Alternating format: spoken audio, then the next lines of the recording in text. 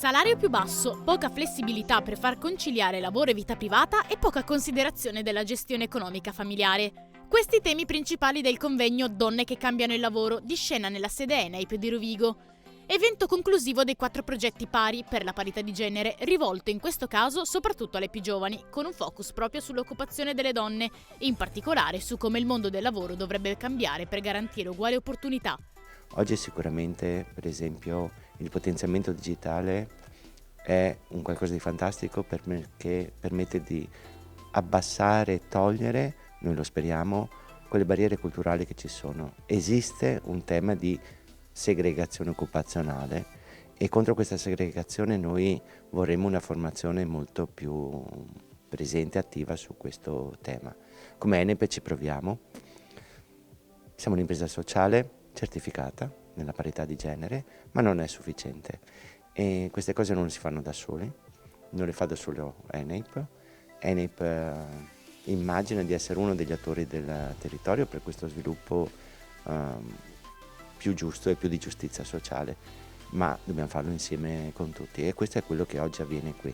Mi fa particolarmente piacere che questo progetto venga presentato qua, che attraverso l'ENAIP si sia svolto un lavoro capillare sul territorio con una partecipazione veramente assidua e numerosa, che vede la donna al centro di politiche che sono fondamentali per dare una svolta al mondo del lavoro, per migliorare il livello della formazione e per renderlo adeguato a quelle che saranno le sfide del futuro. Riteniamo che questo sia un passaggio imprescindibile, per questo la Regione ha investito in modo importante su questa prospettiva, che è una prospettiva che ci deve coinvolgere tutti e deve vedere appunto anche nelle modalità di lavoro, nell'organizzazione del lavoro, nei livelli di formazione come punto di riferimento la persona e la donna in particolare. Dobbiamo prendere spunto da altri paesi europei, quindi non deve essere il lavoro che cambia la vita di una donna, perché le donne, insomma, tra i figli in futuro, ma anche le capacità, le opportunità che devono avere non debbono assolutamente essere vincolate dalla tipologia di occupazione che vorrebbero fare, quindi sono le donne che devono cambiare lavoro in base alle proprie capacità, in base alle proprie esigenze di mamme, ma anche da non mamme, semplicemente di esperte. Quindi questa è un'ottima opportunità per parlare alle più giovani. Incontri finanziati dalla Regione e dal Fondo Sociale Europeo che lavorano sul contrasto agli stereotipi e alle discriminazioni di genere, così da promuovere l'occupazione delle donne. I dati sull'occupazione femminile in Veneto sono incoraggianti rispetto al contesto nazionale, perché insomma il tasso di occupazione nostro è pari al 63% e quindi superiamo di quasi 11 punti percentuali quello medio nazionale. Questo vuol dire che siamo sulla strada buona, ma sono ancora molte le azioni da intraprendere, perché la parità nell'accesso e nel mantenimento all'interno del mercato di lavoro sia equo e sia uguale per tutti, uguali condizioni per le donne e per gli uomini anche dal punto di vista salariale, delle possibilità, delle opportunità occupazionali. Se pensiamo ad esempio che solo il 23% delle donne ricopre ruoli di amministrazione d'impresa, noi capiamo benissimo che abbiamo una chiara direzione che ci dice dove dobbiamo cominciare a intraprendere delle azioni specifiche, come ad esempio quelle che vengono poste in essere grazie a queste iniziative. Sono molti anni che siamo impegnati su questo aspetto. È un aspetto di giustizia sociale, è un pilastro per noi molto importante dei diritti sociali dell'Unione Europea. E la formazione è una cosa fantastica, permette di abbassare i livelli di inclusione, permette lo sviluppo, ma deve fare molta strada. E la formazione professionale in Italia ancora oggi è una formazione che definisce qualifiche e percorsi al maschile. E questo non va bene e su questo siamo fortemente impegnati per dare effettivamente le pari opportunità a tutte le ragazze, ma non solo alle ragazze, anche a tutte quelle donne che forse sono un po' meno ragazze oggi, ma che comunque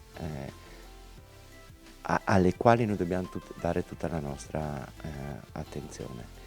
è un inizio di un percorso, ma che deve essere continuo, deve continuare, deve essere tutti i giorni e non deve essere solo questo evento fantastico, ma noi vorremmo anche che domani mattina alle 8 si potesse continuare e anche dopodomani e anche per tutto il tempo che servirà per arrivare finalmente al raggiungimento per noi di questo aspetto importantissimo, ripeto, di un pilastro sociale fondamentale. Nonostante il percorso per una parità nel mondo lavorativo sia ancora lungo, il grande riscontro ricevuto dimostra la volontà di cambiare davvero le cose, per garantire alle giovani studentesse che presto si interfacceranno con questa realtà un futuro più luminoso ed equilibrato.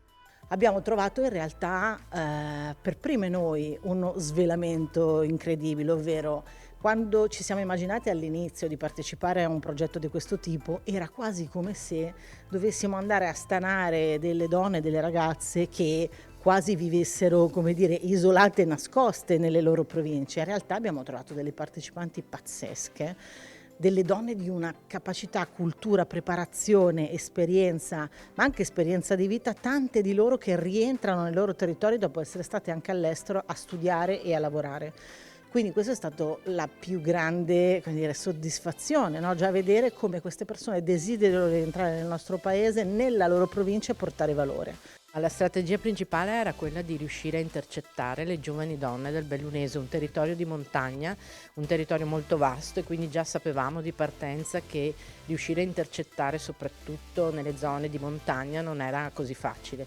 Quindi abbiamo dovuto puntare soprattutto su una strategia comunicativa, una campagna di comunicazione che soprattutto nella seconda parte del progetto ha dato dei buoni risultati, e quindi insomma stiamo lavorando con gruppi di donne di diverse età ma anche con diverse esigenze. Il territorio richiede soprattutto lo sviluppo di nuovi servizi e quindi ci sono molte giovani donne che sono impegnate nello sviluppo di alcune idee di impresa.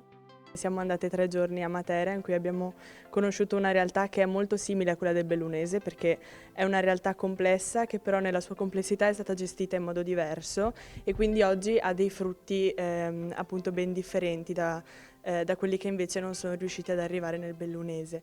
È stato un progetto illuminante, senza dubbio, perché abbiamo visto come potrebbe essere la nostra società se ci mettessimo in gioco. Abbiamo simulato una vita di agenzia proprio perché l'obiettivo era quello di far emergere le potenzialità, quindi l'empowerment, la potenzialità di ognuna di loro, sperimentandosi in vari settori, quindi da quello più creativo a quello invece più strategico, quindi proprio far capire a ognuna di loro quale fosse il campo più adatto per loro, sperimentando le loro competenze, che certe volte non sapevano neanche di avere.